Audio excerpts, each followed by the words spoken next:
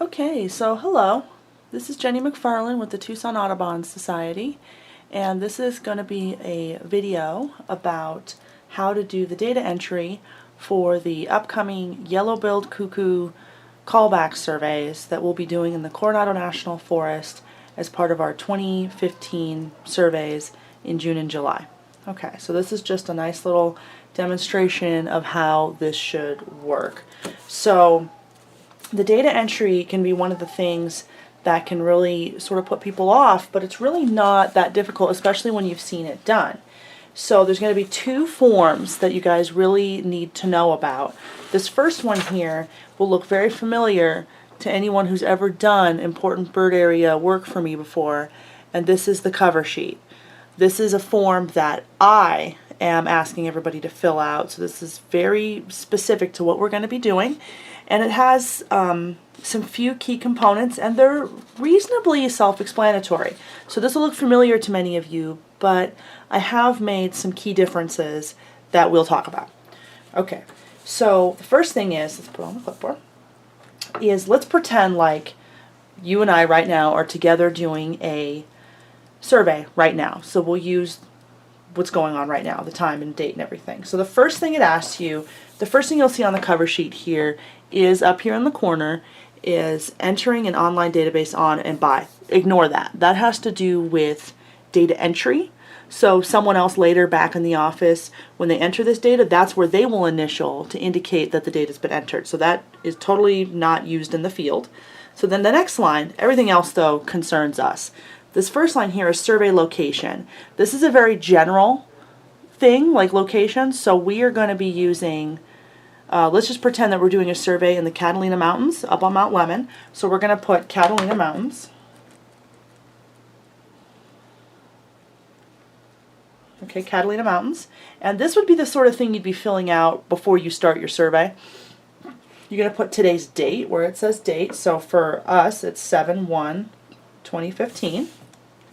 You're then going to want to put, this is quite important. This helps me with tracking everything that's been going on and all these different routes we're going to be doing. I need the name of everybody who's helping on the survey. So you're going to literally just write out your name. I would like everybody to sign where it says signature. So usually just pass the clipboard around. And then an email. Okay, this is just for, even though I already have your email, what if someone 10 years from now looks at the data? So your email.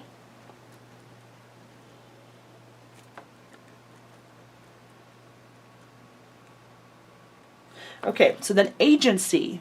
For everyone here, everyone who's helping with this, your agency is going to be TAS, and that's for Tucson Audubon Society. You're helping as a Tucson Audubon volunteer, so you're going to put TAS. Hours on project. These next two columns are quite important, and they're ones that people often forget to fill in. They're very, very important. And what I need is your volunteer hours for this survey today that's happening, and then the miles that you traveled. This is round trip. It should only be filled in by the driver. If you carpooled with somebody, don't put anything in. But let's say you drove 10 miles to meet at the carpool site, then maybe put 20 miles because 10 miles to the site, 10 miles home. If you drove the whole time, you're going to want to do round trip. So let's say by the time we get to the survey site, you see that you've done 60 miles, make it 120 because that's what it would take total to get home too. Hours on project is going to include that travel time. So this can be something that you fill out at the end, but it's very, very important that we get that. It really helps with our grant reporting. So let's say, the survey ends up taking about 2.5 hours, but it took an hour to get there. You had to wait an hour for everybody else to be done, and then you estimate it's going to take an hour to get home. So you're going to want to total it like that. What is the total amount of time that you donated today to Tucson Audubon? And think about all the time it's going to take to get home after this is all filled out. So let's say 5 hours. Okay, you write. Don't worry about rounding up. Rounding up is great for our grant reporting. So let's say it's about 5 hours and we traveled 150 miles.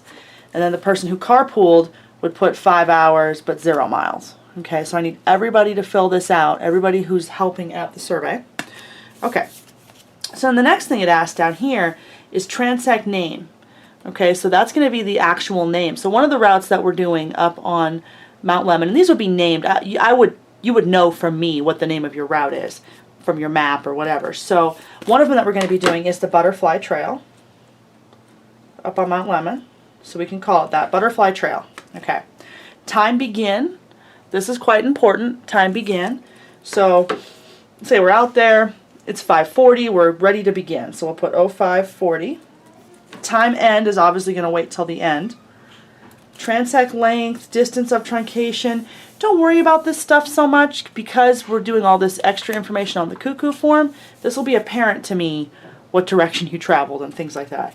And the next key thing, and this is where things start to look a little different if you've been using these cover sheets before. The weather data I have squeezed. I've truncated it, made it a lot smaller so that we can use this other space for stuff that's Cuckoo survey specific.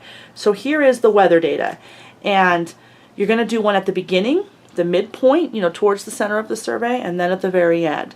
So beginning time, so you're going to have the time. So we start at 5:40, but let's say we're taking the weather at 05:35, right before the survey starts.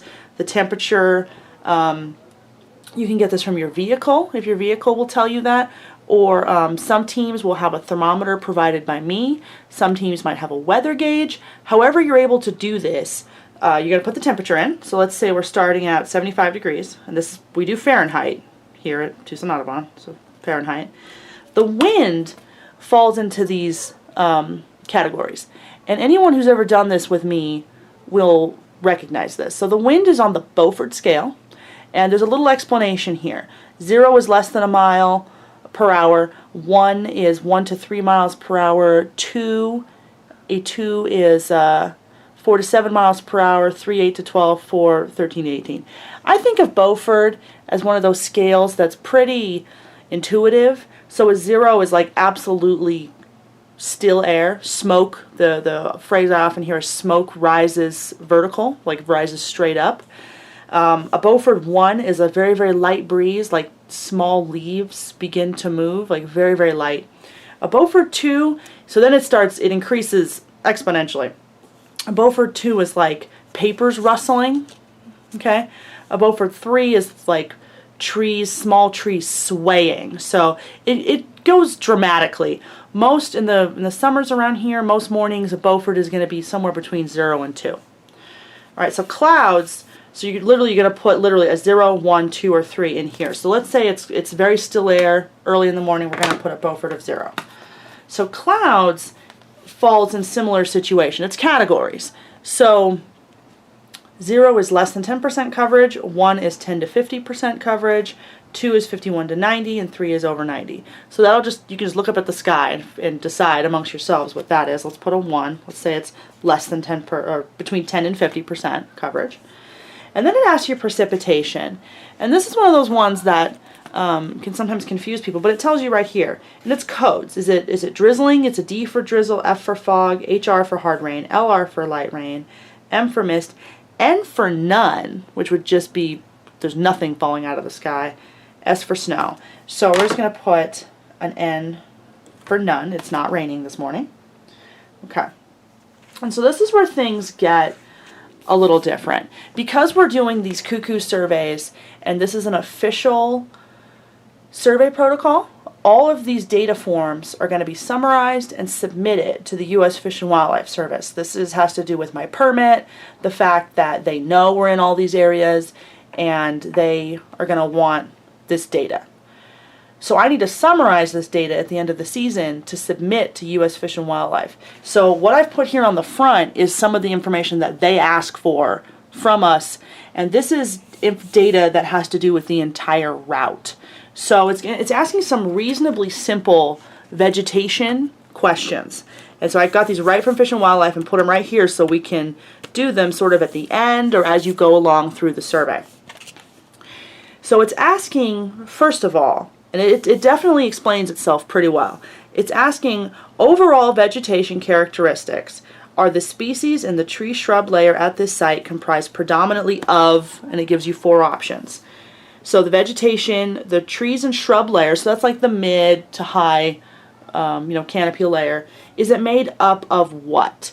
Is it mostly native broadleaf plants? So they're not asking you what species. They just want to know, is it generally, are they native broadleaf plants?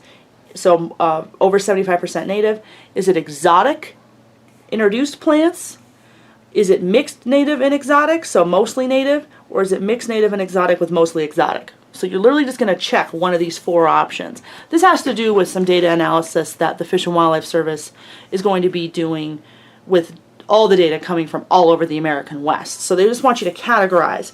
I would guess that almost all the areas, if not all of the areas that we are going to be in, are going to be native broadleaf, majority native, 75% or more native. So we're almost all going to check that.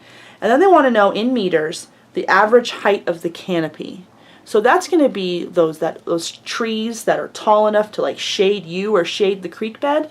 They want to know approximately the average height of that canopy. So for many of these routes, it'll be quite tall. So in terms of meters, it could be upwards of 7 to 8 meters tall, if not more. So let's just say 8. Okay, you have to decide amongst yourselves what that is. Estimated canopy cover. Now they mean of the route. So you're walking up a creek bed or up a trail, and approximately for the whole length, what's your impression of the estimated percentage of canopy cover? So we hem and haw about it out there when we're done with our route, and then let's say 40% covered by overhanging canopy. So then it asks you, overstory vegetation, provide percent estimate of the following dominant species. So this is overstory, so the tall plants.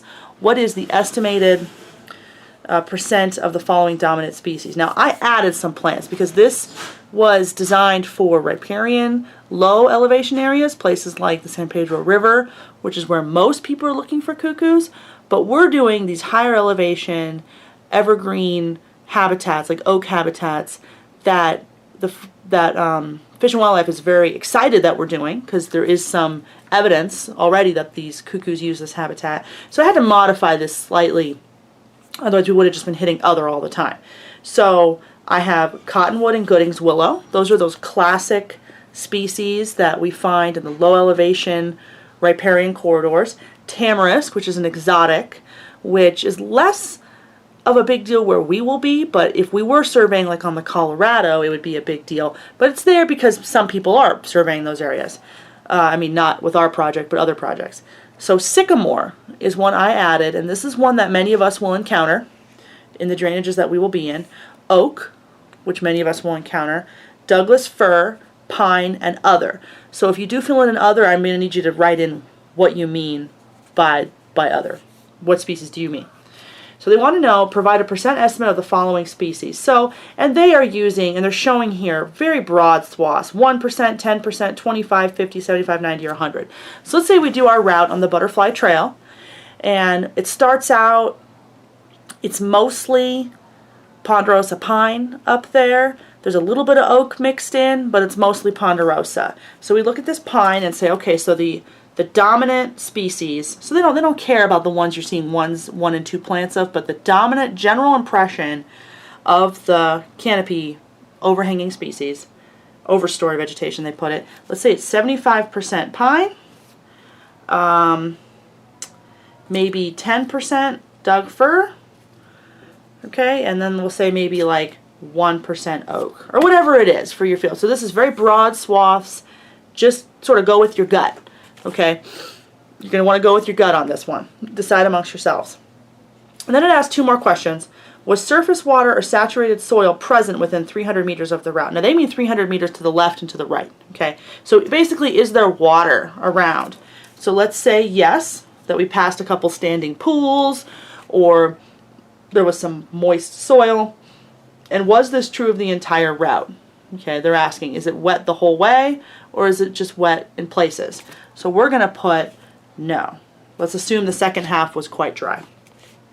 So then this is original from my original sheet, cite comments. This is a box here that you can just fill in with anything you'd like. It is for things like maybe any mammals you detect, anything that stood out to you as important about the overall survey morning that could be relevant information for someone later on. So this could be any lizards you detect if you like, or mammals, or anything that might have happened during the survey, like a bunch of hikers came through at 9 a.m., or anything that throws light on what's going on. I've had people write very helpful comments like many wildflowers in bloom, or lots of insects, or something like that. Anything that is a general impression from the overall survey. Okay, so I also have a note here. Please write any other additional notes about the habitat on the back of the sheet. Okay, so that's just something you can do. If there is anything else you'd like to note, go ahead. The other side will be blank. Go ahead and make some notes. You do not have to or anything, but if you want to tell us more, that's where you will do that. All right, so that's the cover sheet. The data, the vegetation can happen after the survey, but this information, like where you were, the date, the start time, what route you're doing, the weather, this is all very, very important information. It definitely has to be filled out.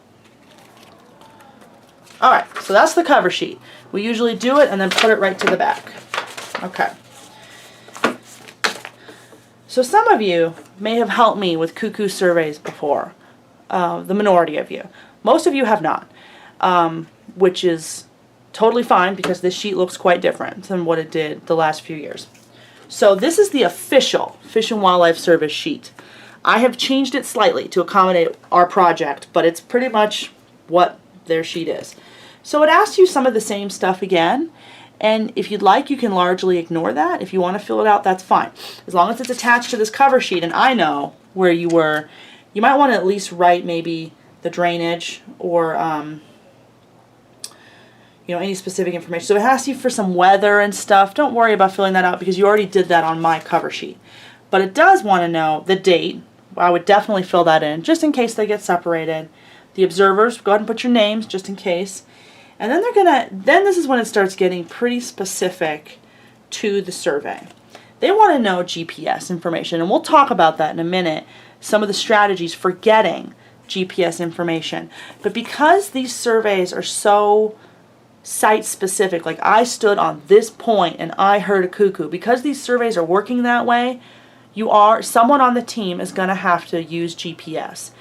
You can use a GPS unit, and you can even use a smartphone. It's gotten a lot easier now with smartphones, but someone is going to have to be able to do that. So that is where you would write your start point, okay, which will most likely be your first callback point too.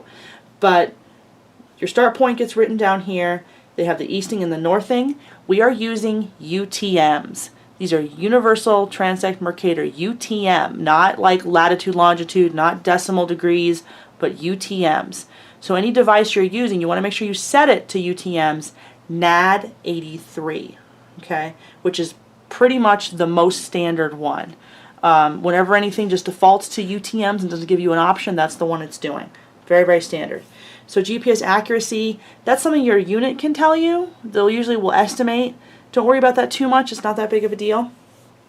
Part of the protocol that we will be using for these surveys is I do need photographs taken at each of the points, and this has to do with the habitat component that the Forest Service is interested in, because this is kind of new territory. We're surveying in areas where cuckoos were not thought to really breed, so we want to get some good information. And when we do find cuckoos, where someone can go back and potentially understand what vegetation or slopes or conditions are causing that, photos is a great way to do that. So we will be taking photos. Every time you stop, we're going to take a photo up creek, down creek, left bank, right bank.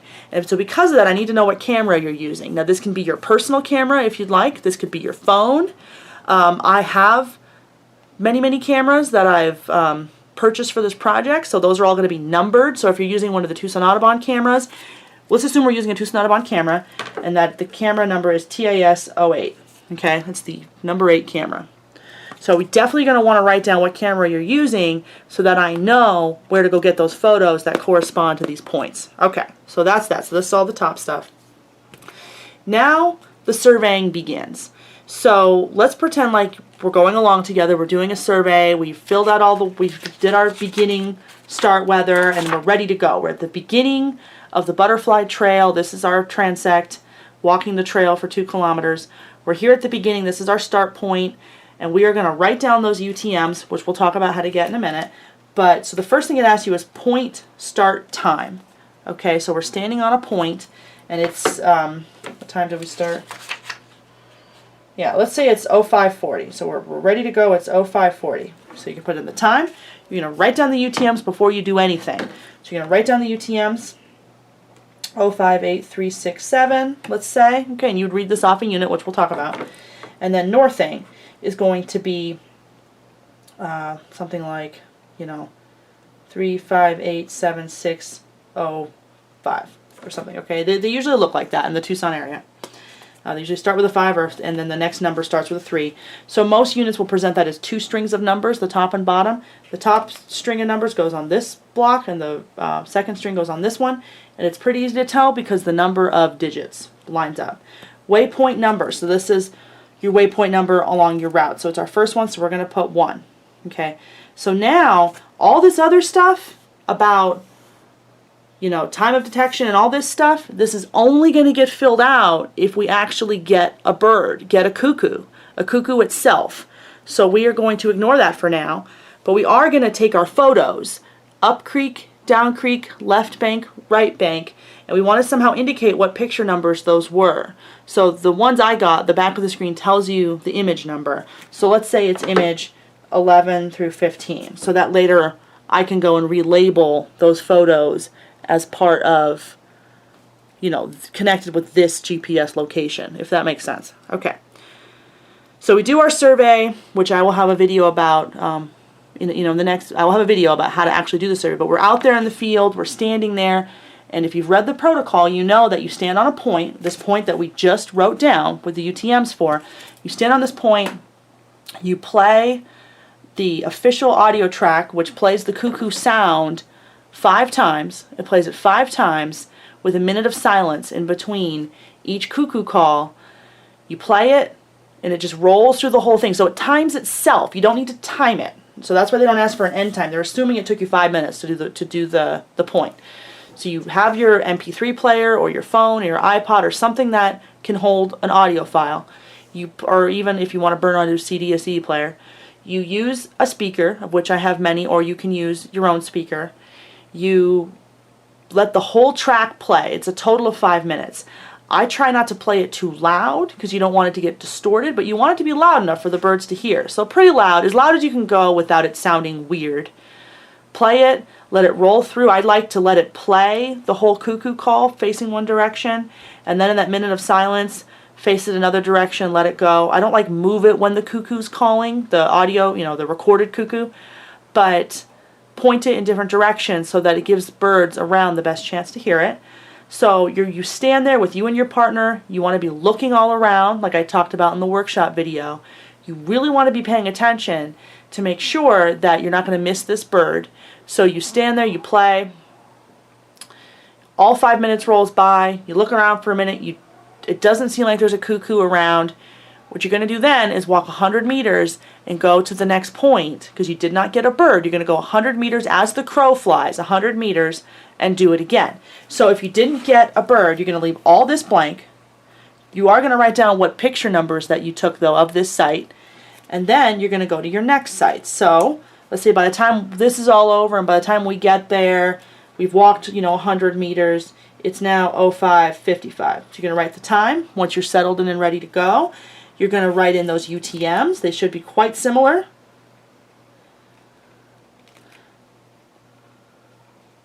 Okay, let's say like that's what we got off the unit. This is now, waypoint number, I'm sorry. This would be if you, I didn't understand that. This would be if you are using a GPS unit and you can create a waypoint in your unit. And sometimes they auto number. That's what they mean by that. So let's say that was waypoint 10 and this one's waypoint 11. And that is just unit specific. Okay, that's probably to help you keep track of what's going on. It also would help us later. We can download these points from the unit rather than typing them in. But it's no problem to type them in too. All right. So let's say we get to this point. We do it again. The speaker plays 5 minutes. All the calls play. No cuckoos. We go 100 more meters. We go on to the next one. So by this time now, it's 6:10. We write down those UTMs. This is why it's good to have a partner. One person's on the clipboard, one person's writing. Okay, waypoint 12. We start to play. Our unit's going. The speaker is playing the cuckoo call. It plays once, silence, nothing. It plays again and boom, we hear a cuckoo. We hear a cuckoo off to the side. The first thing you want to do is turn off that, whatever you're using to play the cuckoo sound, you want to turn that off because this is a protected species now. We don't want to be harassing it. So as soon as you detect a bird, turn it off. Alright, so now it starts asking you stuff about the bird itself. So yellow-billed cuckoo detection number for this morning is this our first cuckoo we've detected. They want to know the time you detected it. So let's say we started at 6:10, we detected it at 6:12. Okay? And now these sheets are very explanatory. They kind of explain their way through the whole thing to you. So then it asks you, detection type, I, and it says incidental, it's explaining it, P for playback. So they want to know, did the cuckoo call after you played a call, or were you just walking along from one point to another and it just called without you, instigating it at all? So we were playing, so we're going to call that a playback. So you're going to put a P right there. Okay, and then they want to know, was your detection aural, visual, or both? So this is like on our IBA sheets, the audio, visual, or both. Did you only hear the bird? If so, you're going to put an A for audio. Did you only see the bird where it didn't make any sound? Then you're going to put visual. Was it a both? Did you both see it and hear it? And this can be for the entire time you're observing it. Okay? Let's say you first just put down an audio because you only heard it, but then a few minutes later it flies and you see it. Go ahead and change that to a both. Okay, so we're going to assume we both saw and heard this bird. They want to know compass bearing. Okay? If you have a compass, that's great. I did get some, so some of us will have compasses provided by me. Those in the more, in the Chiricahuas or Huachucas are going to have to get their own compasses or just estimate as best you can. If you don't have a compass, north, northwest, things like that are more helpful than nothing. But we are going to shoot for trying to do a compass bearing. So that's like the degrees, okay? So let's say it's 110 degrees. And you get that from using a compass, pointing it at north, having north, the arrow line up with north, and then the face of the compass, you have the degrees written out on a good compass, and you sort of just estimate, okay, so it's over there, and when I'm holding the compass this way, that direction over there reads 160 degrees. So that's how that works. Okay, you're going to estimate the distance. They're asking estimated distance in meters, and they literally mean they want you to estimate from where you're standing, which is this UTM point that you wrote down. From this point right here where your feet are touching the ground, how far away is that cuckoo? You got to estimate. So you just got to go with your gut. I'm going to say it's 20 meters away. Estimated distance accuracy. So they want you to sort of police yourself and tell them how confident you feel about that. So I just do like plus or minus depending on how I'm feeling. Now if I can see the bird, I definitely feel like I can estimate distance pretty well. If I'm only hearing it, I might feel confident within, say, 10 meters. So plus or minus 10. Whatever you want to go with in your gut. Now vocal code. Okay. Now this is an interesting sheet. It's a very well designed sheet. On the back, okay, and we will print these as duplex, so you guys will have both sides. On the back, much of the same with all these lines continues on the back. So then there's more room for if you do more points than will fit on the front. But another thing they're putting on the back here is a really nice set of codes for you. So you can't lose them. You have them on the sheet itself. So it's asking you, what is the vocal code? And if you look on the back, it tells you vocalization and code. So they're telling you that. There is the contact call, okay? That's the one that you will be playing as part of the survey. That's the, knock, knock, knock, knock, knock, knock, knock, quallop, quallop. It's got that quallop quality is what's kind of key to making it a contact call. There's the coo call, okay? That sounds like a road runner, hoo, hoo, hoo, like that, okay? There's the knock or alarm call, and that is just sort of like the knocking without the quallop call. Juvenile call or other vocalizations, okay? So they're telling you right there. So the vast majority of what we're going to hear are going to be contact calls. So I'm just going to assume that's what we got. So we put con, because that's the code on the back for contact call. And they're also asking you about behavior and breeding codes. Now on the back, again, there they are. We have some behavior codes, quite a few of them, so you can describe anything that you see. You can quickly just jot down. We have catches prey, carries food, eats food, at nest, juvenile, copulation, fledgling, brooding, incubating, feeds young, or carrying nest material. Okay. There's also some other behavior here. No visual, so that would be if you only heard it. Sitting, foraging, preening, flies, distraction, display. So any of these that apply, go ahead and list. It can be more than one. So let's say we see the bird, he flies, he catches some prey. So that's going to be fly, and then CP for catches prey.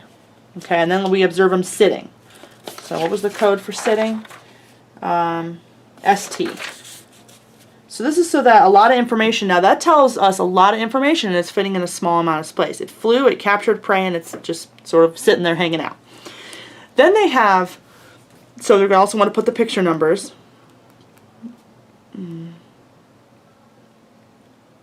Sorry, I should have done that for the other one too. And then they have this interesting column on the end here called note number. And what they want you to do there is literally put a number, go in order. So we'll start with 1. And then down here, there's this long, lots of room, notes section. So you're going to put a 1, and it indicates that this note we're about to write has to do with this detection. We'll put something like, we watched, this is like notes about the cuckoos. We watched the bird fly and catch a cicada, whatever. Okay, any notes about what you just saw. And so then if you get another bird later on, you can put a 2 there, write a 2, and then write your notes. So then it's very clear which point those notes are attached to. Okay. So that's the basics. So once we have detected this cuckoo, we don't want to bother it too much. So we're not going to look for the nest. We're not going to try to track it down. We're not going to look for the mate.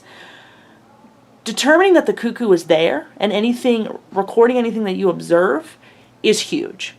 Okay, the timing will tell us a lot about whether or not that bird's nesting. Like if it's mid-July, that bird is probably staying and nesting.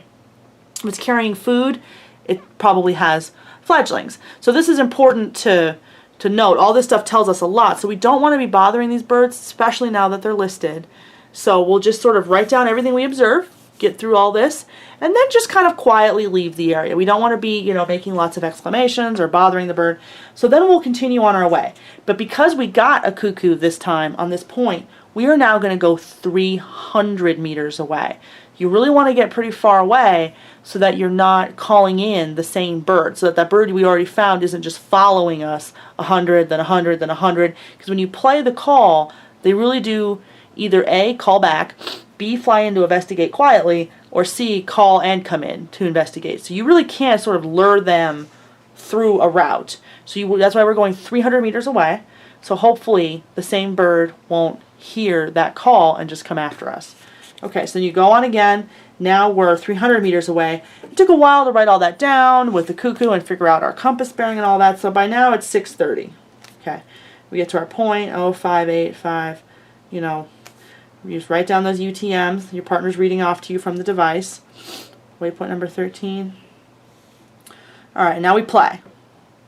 And we get nothing. So we're not going to fill any of this in except picture number, because we're taking pictures each time. Okay, 15 to 18.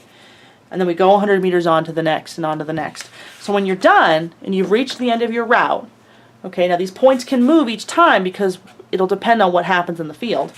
You get all the way through, let's say you fin all this out, you need a few more spots, you fill a few more on the back side where it's the exact same, it's written out the exact same way, although except it has these codes up here to help you, and you're done. You reach your end point.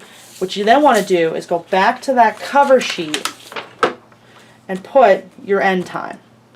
Now if you forget, it's not the end of the world. This is something people sometimes forget, but we can certainly get that, a very educated guess from your data sheet itself, but if you try to do it, really try.